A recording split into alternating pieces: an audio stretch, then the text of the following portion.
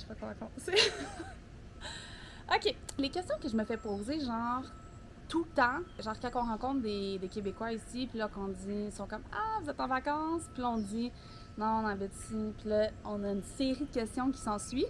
Puis j'ai décidé d'inviter, Maude de Ta voisine à Playa, qui définitivement a tous les sujets pour ça, parce que Maude, dans le fond, elle accompagne ceux qui veulent venir du Québec pour s'expatrier ici, fait qu'elle aide à l'expatriation du Québec et donc à l'immigration au Québec. L'immigration au Mexique. Au Mexique. Exactement.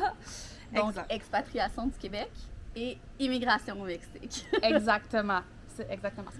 Puis dans le fond, elle t'aide à genre trouver ta maison, à genre faire ton plan, comment marchent les papiers, comment marchent les affaires. Fait que genre elle t'aide dans tout ce processus-là. J'aide pas pour les papiers, par exemple. Mais tu dis où aller. Ouais. Tout ça. Genre tu fais pas les visas, mais genre, Ouais. mettons je te dis comment je fais, tu vas dire ah, écris à elle. Écrit à elle, ouais. C'est ça, exact. Fait que tu donnes les contacts. Puis les contacts, si. Moi, tu sais que je me suis déjà fait dire quand je suis arrivée ici, je cherchais un comptable. Puis quelqu'un m'a dit ah, tu me donnes quoi en échange d'avoir le numéro du comptable? Parce que c'était comme si genre les contacts ici valaient tout l'or du monde. J'étais comme sérieux? Ouais, non, c'est. Non, genre, c'est non. Fait qu'on va y aller pour la série de questions. Donc, la première question qui s'ensuit et qui est tellement trop large, mais je vais quand même commencer par elle parce que c'est tout le temps par elle qu'on se fait demander, c'est combien ça coûte vivre au Mexique? Ah, ben.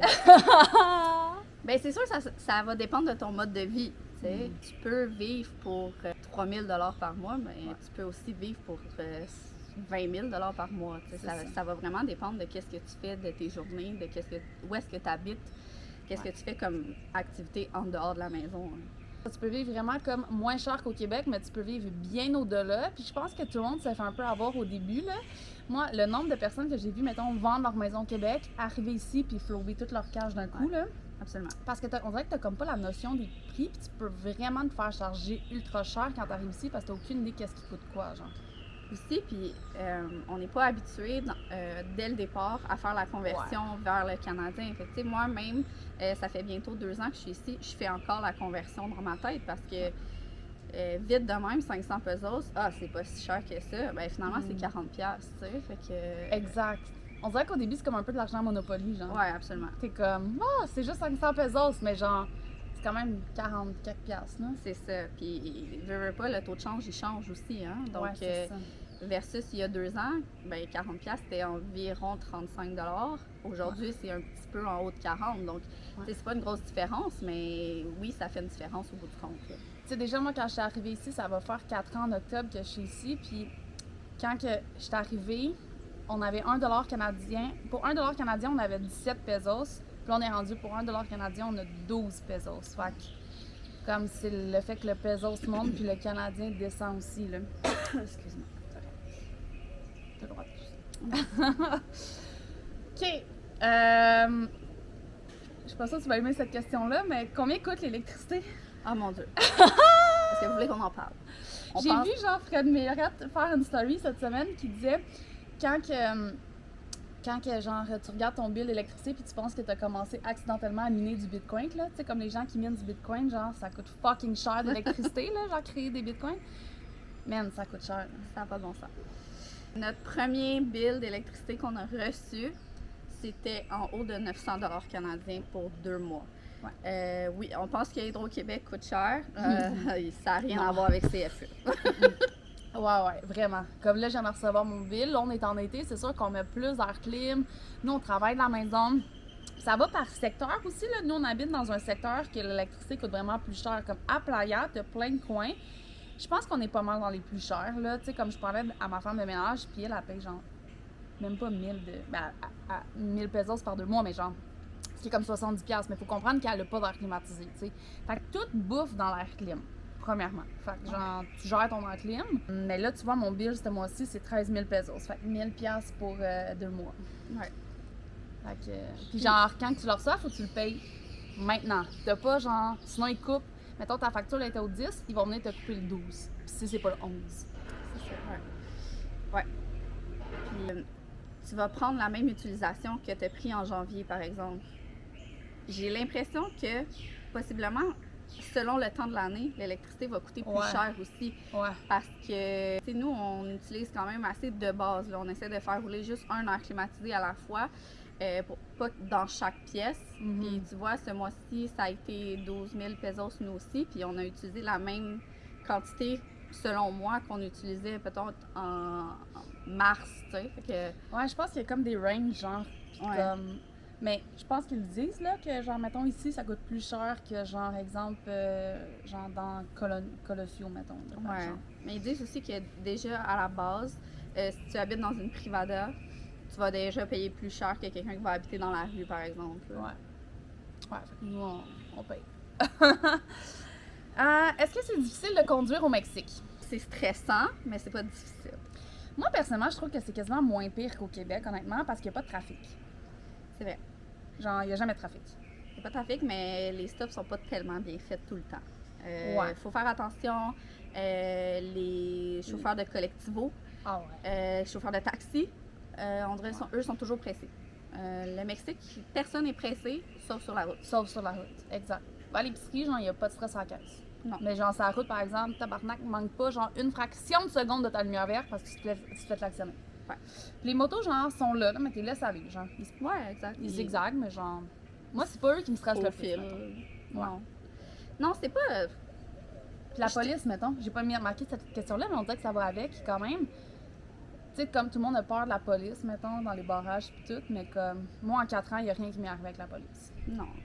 Oui, on se fait arrêter des fois pour des check-ups et tout, mais je veux dire, si t'as rien à cacher, Exact. t'as rien à t'inquiéter. Là. C'est Non, pas. c'est ça.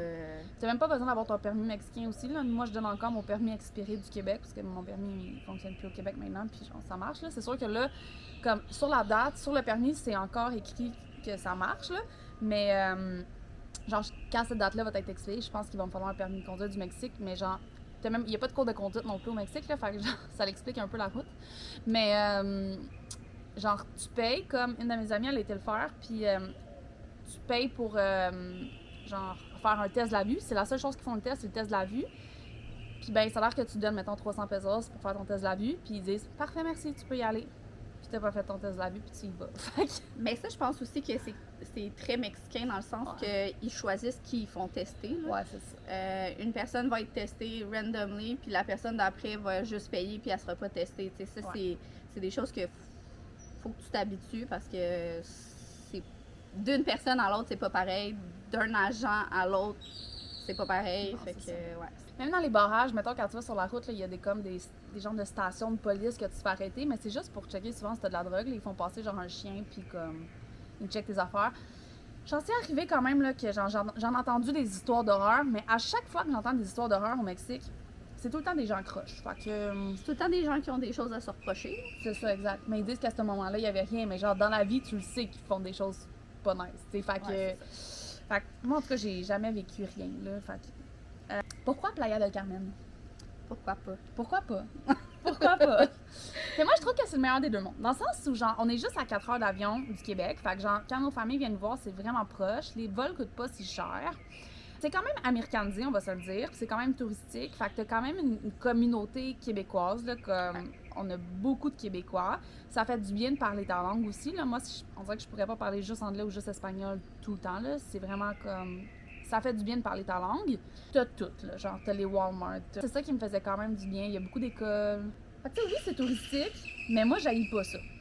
C'est la variété aussi, tu sais, si tu parles d'un endroit qui est plus local, plus mexicain, ben, tu sais, juste cuisiner avec les ingrédients que t'es pas habitué, c'est un challenge au début, donc le fait d'avoir des choses américanisées, tu vas les payer, là. Mm-hmm. Ouais, c'est peut-être même 2 fois le prix qu'au Québec, mais au début, c'est sécurisant, parce que tu te dis, ben, au moins ça, je le connais, je vais l'utiliser jusqu'à temps que, OK, là, je vais connaître les marques mexicaines, puis je vais les essayer, puis ça va être correct. Mm-hmm. Tu sais, au bout du compte, on utilise encore certains produits qu'on dit québécois, canadiens, qu'on utilise au Québec. Mais maintenant, on utilise principalement des trucs qui viennent du Mexique parce que ça coûte cher. Hein? Ouais, puis même encore là, des fois, j'ai genre des gens qui me disent « Ah, qu'est-ce que tu veux, je t'apporte, genre, du Québec. » Puis j'essaie de moins en moins de demander des choses qu'on n'a pas ici parce que sérieux, ça fait juste chier finalement. Là. Genre, quand on n'a plus, t'es comme « Ah! » Fait que j'essaie de vraiment de m'habituer avec ce qu'on a ici, puis genre, on vit avec ça. Ouais, absolument. Les sargasses, c'est comment? C'est quelques mois par année. c'est la saison, il y a des saisons, puis c'est pas juste ici, hein, il y en a un peu partout dans le monde, là. C'est quand même, genre j'ai vu plein d'autres places dans le monde qui en a, là. Fait que c'est pas, évidemment à Playa, c'est vraiment intense, là. Tulum, c'est un désastre. Mais si tu vas à Cancun, t'en as pas. Genre en fin de semaine, genre là c'est la saison des sargasses, en fin de semaine j'aimerais ça à la plage, fait que je vais aller à Cancun qui est comme à 45 minutes, 1 heure de route. T'sais. Fait que c'est pas si mal. Il y a toujours Cozumel aussi. Il y a toujours Cozumel. Environ 40 minutes de bateau, de traversier. Puis étant donné que c'est une île, ben, il y a un côté qui est épargné complètement, donc c'est toujours intéressant. À un moment donné, quand tu vis où est-ce qu'il y a de la plage, 365 jours par année, ben ne pas y aller pendant 2-3 mois, c'est pas la fin du monde. On s'en fout un peu, ouais, vraiment. Puis on y va pas tout le temps non plus, là, genre pour vrai, même quand il n'y a pas de sargasses, on y va quoi, 1-2 fois par mois si c'est bon, là. Parce que, ben, probablement que j'irais plus souvent si j'avais pas d'enfants, mais avec des enfants, c'est un projet, là. Ouais. C'est un projet. Puis ça reste qu'on travaille la semaine, puis les enfants vont à l'école, puis tu sais, veux pas, on finit qu'on vit la même vie qu'au Québec, là, la petite routine, exact. C'est manger, faire dodo, puis travailler. Exactement. Tu sais, au début, clairement, qu'on y allait plus, là. Ouais, là, absolument. Puis en même temps qu'il n'y avait pas de sargasses, l'eau est fucking bleue. Il y a des hélicoptères.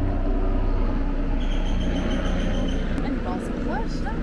Ils passent vraiment Je sais pas proche. ce qu'ils cherchent, là, mais ils sont souvent là. C'est ça. Fait que, ouais, quand il n'y en a pas, l'eau est vraiment belle aussi. Mais tu sais, c'est sûr qu'au Mexique, la mer est quand même agitée un peu, là. Fait que, tu sais, il y a des fois que c'est flat, puis il y a des fois que ça bouge, mais tu sais, c'est vraiment le Cuba, tu sais. Il y a les cénotés aussi, là. Tu sais, Ouais. je veux dire, on a tellement de trésors ici au Mexique, là. Les cénotés, c'est vieux comme le Big Bang, là. La piscine aussi, là, tu sais, on a la piscine devant nous, qu'on est tout le temps là, genre. Comment vous faites vos revenus? Faut que tu travailles en ligne. T'as pas le choix. C'est pas un choix que t'as. Faut que tu travailles en ligne. Ou tu peux ouvrir un commerce. Tu sais, on connaît des Québécois aussi ici qui ont ouvert des restaurants, ou principalement des restaurants, mais c'est autre chose, là. Vraiment, là, motivé, puis Il y a beaucoup de risques aussi, là. il y a beaucoup de risques, ouais. Parce que tu peux, genre, te le faire fermer direct. Tu deals avec des gens que t'as peut-être pas envie de dealer. Tu sais, l'affaire aussi, c'est qu'il y a tellement de restaurations, puis il y a tellement de commerces qui rouvrent, qui ferment. Il faut vraiment que tu sois game de le faire. Ouais. Beaucoup de gens aussi, sinon, qui deviennent courtiers immobiliers ici. Et ça aussi, là, il y en a beaucoup des courtiers, là. Ça court les rues, là. Ouais, absolument. Fait que, tu sais, si le best, c'est vraiment, genre, d'avoir une business en ligne, puis ben, c'est ce que nous quatre, on a, dans le fond, là. Nos chums font ça, puis nous, on a ça aussi, tu sais, puis c'est ça qui nous permet de vivre. Et ce qui nous amène à l'autre question, c'est déclarez-vous encore au Québec? Donc, l'impôt, moi, je déclare plus au Québec parce qu'après 4 ans, moi, j'ai ma résidence ici, j'ai mes numéros de taxes ici, mon entreprise est enregistrée au Mexique, je déclare mes impôts personnels au Mexique, donc tout est vraiment comme déclaré ici. Toi, t'as encore ta maison? Moi, j'ai encore ma maison au Québec. Donc, oui, on fait encore nos impôts au Québec. On déclare nos revenus encore au Québec. Nous, on travaille encore pour avoir notre résidence, donc on ne l'a pas encore.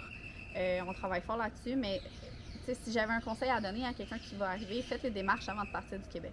Là, présentement, depuis que Trump est au pouvoir, c'est beaucoup plus facile de faire les démarches directement à partir de l'extérieur du Mexique. Je dirais pas nécessairement au Québec absolument, mais il faut absolument aller voir un consulat mexicain dans un autre pays que le Mexique. C'est beaucoup plus facile en ce moment.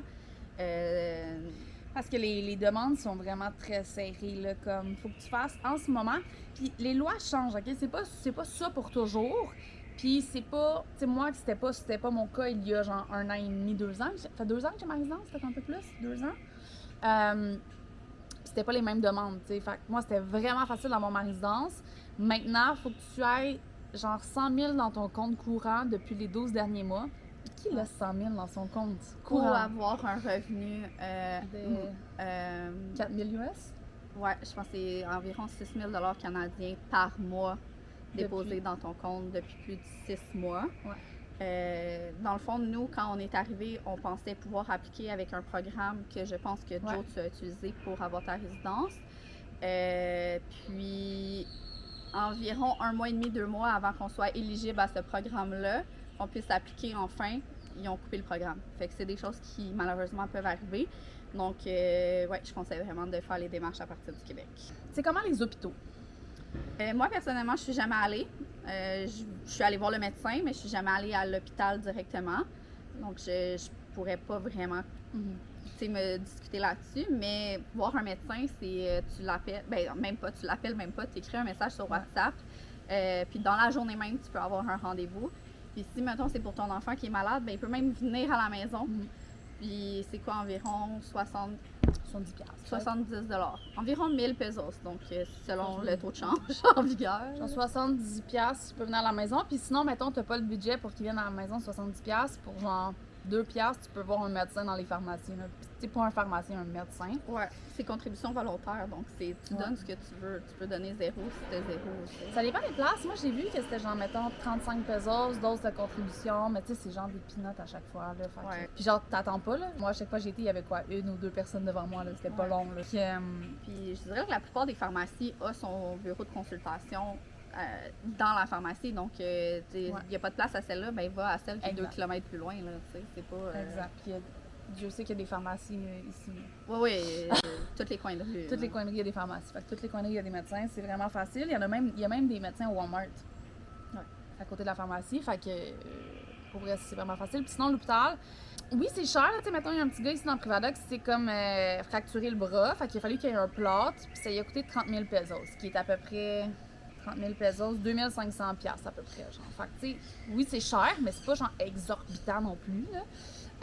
Puis sinon, tu sais, tu prends des assurances. Tu sais, comme moi, j'ai des assurances, je paye à peu près 80 $ par enfant par mois, puis moi 125, puis Alex 100 $. Fait que, tu sais, ça me coûte, mettons, 300 $ par mois pour avoir des assurances pour la famille, puis c'est des assurances du Mexique. Fait que ça se fait bien. L'école, c'est comment? C'est merveilleux. Comment dire? C'est le bonheur. C'est une adaptation au début. Ben, c'est sûr que tu peux choisir une école qui va avoir la même mentalité un peu que le Québec, tu sais, dans le sens que en première année, ils doivent savoir X, Y, Z, deuxième année, ils doivent savoir X, Y, Z, mais il y a d'autres alternatives. Puis c'est ce que moi, je déplore un peu du Québec, c'est que ces alternatives-là sont tellement rares. Ici, ben, tu peux choisir la philosophie de ton école, tu peux choisir vraiment quelque chose qui est centré sur ton enfant. C'est tellement enrichissant pour eux aussi de voir autre chose que le système que nous, on a vécu en tant qu'enfant.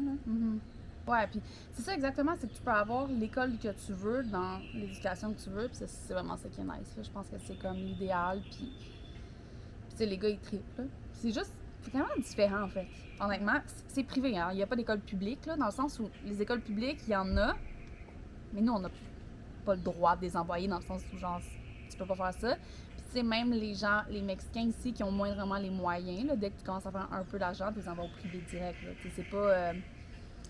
L'école publique, c'est juste pour dire, là, genre, c'est pas une voie à penser, genre, fait que... Puis tu sais, souvent, c'est même juste comme 1 ou 2 heures par jour pour dire, parce que c'est souvent de soir, parce que les enfants ici travaillent, fait que, comme, ça fait pas de sens, là. Moi, je me suis vraiment renseignée auprès d'amis mexicains ici, comment c'était l'école publique, puis genre... Tout le monde est comme, ben non, là, tu sais, comme personne n'en parle vraiment, tu sais, c'est pas... c'est l'école privée, point. Puis l'école, ça coûte quand même un coût, là, tu sais, c'est quand même... Moi, ça me coûte presque, pour 2 enfants, presque 1000 $ par mois. Fait que canadien. Fait que... Puis il y a des frais annuels, fait que, tu sais... Des frais d'inscription. Mais ce qui est fun, je sais, nous, on n'avait pas ça au Québec, dans l'école où est-ce que mon enfant allait. Il y a un service de dîner. Donc, tous les jours, les enfants peuvent se commander quelque chose à manger. Il y a 2 lunchs. Donc, il y a le premier lunch qui est vers 11h à peu près. Puis, ils ont un deuxième lunch à 2h. Quand ils finissent leur journée d'école. Donc, ils peuvent prendre un autre repas à ce moment-là. Exact. Sinon, ils ont l'air climatisés dans les classes. Puis, ils jouent dehors. Fait que là, en ce moment, l'été... Il y a une piscine. Il y a une piscine. Il y a une piscine. Ils ont des cours de natation. Ouais, c'est vraiment nice pour vrai. Puis là, en plus, j'ai notre école, les enfants, ils vont avoir des cours de français l'année prochaine. Oui! Ouais, fait qu'ils ça va être une école trilingue, donc anglais, espagnol et français. Oui, le français va être seulement pour les enfants qui sont intéressés, donc c'est pas obligatoire. Mais oui, c'est un super de beau projet que probablement je vais pouvoir aider, fait que je suis vraiment contente. Et finalement, combien coûte l'épicerie? Je dirais c'est pas mal kiff-kiff avec le Québec. Moi aussi, je pense. Il y a des choses qui coûtent moins cher, des choses qui coûtent cher. Genre, clairement, si tu te nourris de fruits et légumes puis de viande, ça va bien aller. Là, c'est sûr que si tu achètes des produits transformés, ça coûte plus cher. Ça, c'est sûr. La viande est un moi, je dirais qu'il est à peu près le même prix. Ouais, je pense que ouais. C'est sûr que, tu sais, comme nous, on va aller acheter dans les endroits comme Sam's Club ou Costco ou des choses comme ça parce qu'on mange souvent ensemble. Ouais. Fait qu'on fait un repas quand on n'a pas de visite, on est 7 personnes. Fait que presque tous les jours, on fait des repas pour 7 personnes. Fait que ça prend plus de viande, ça prend plus de riz, ça prend plus de tout ce qu'on mange. Exact. Fait que oui, fruits et légumes, tu vas à la friterie du coin, tu peux avoir un très gros sac de légumes pour même pas 20 $. Mais sur les autres choses, c'est un petit peu plus dispendieux. Ça dépend qu'est-ce que tu choisis, comment tu t'alimentes. Ouais, puis ça dépend à quelle épicerie tu vas aussi, là. Il y a des épiceries comme au Québec, là, si tu décides de faire ton épicerie chez IGA, ça va plus cher que si tu vas chez Maxi, là. Tu sais, c'est clair, là. Fait que c'est la même chose ici. Puis quand t'arrives, ben, tu sais pas vraiment les épiceries, fait que tu vas souvent au métro, genre ici. Fait que, ben, on y va encore, là. C'est comme ça, il y en a, c'est... Puis ici, Walmart, c'est pas l'épicerie cheap. Non, c'est ça. C'est l'épicerie chère. Ouais. Ouais, parce qu'il y a plein de produits d'ailleurs, fait que j'en C'est fais ça. d'autres, là. Exact. Ouais, faut peut-être dans des petites épiceries. Ouais, cheap. Puis sinon, ça le fait, là. Pour vrai, les fruits et légumes, ça coûte vraiment rien, là. Fait que... Tu vas aussi dans les petites tiendas, là, comme c'est vraiment moins cher que si tu vas à l'épicerie, par exemple. Mais tu sais. Ouais. Je pense aussi que les gens ici font plus l'épicerie tous les jours versus nous qui va faire une grosse épicerie pour la semaine. Je pense que c'est quelque chose qu'on voit plus ici, là, d'aller à tous les jours au marché. Mais les épiceries, leurs paniers sont tout le temps vides. Là. Il n'y a jamais rien dans leur panier. Nous, on arrive avec un assez gros panier parce qu'on est habitué à ça. Ouais.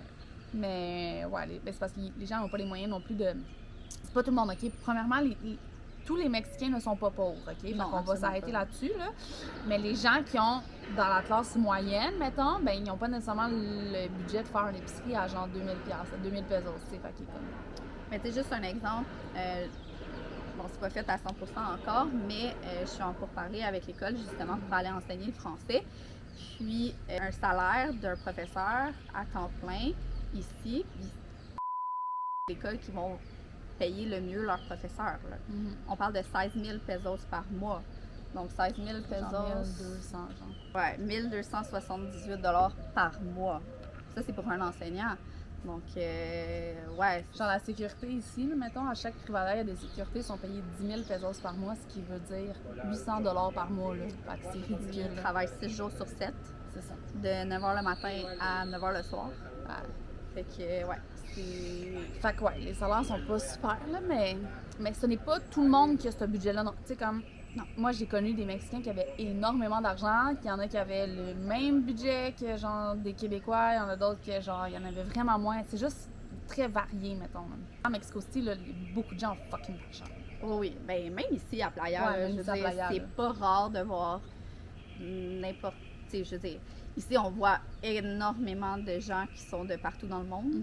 Mais tu en vois des Mexicains qui vont se promener peut-être pas en Ferrari, là, mais pas loin. Là. Mais nous, ici, mettons, où est-ce qu'on habite en ce moment, que tu sais, ça coûte à peu près relativement le même prix qu'au Québec, mettons, là. Il y a plein de Mexicains qui habitent ici, là. Ouais. Fait que, tu sais, qui ont quand même des budgets. Yes. Alors voilà, c'était tout pour notre question Q&A. Et si vous en avez d'autres, vous pouvez les mettre en commentaire. Puis on pourra faire une part 2 au besoin. Puis sinon, voilà, fait que vous pouvez, si vous suivez pas Maude, donc ta voisine à Playa sur Instagram, Facebook, les deux, partout. Partout, ta voisine à Playa.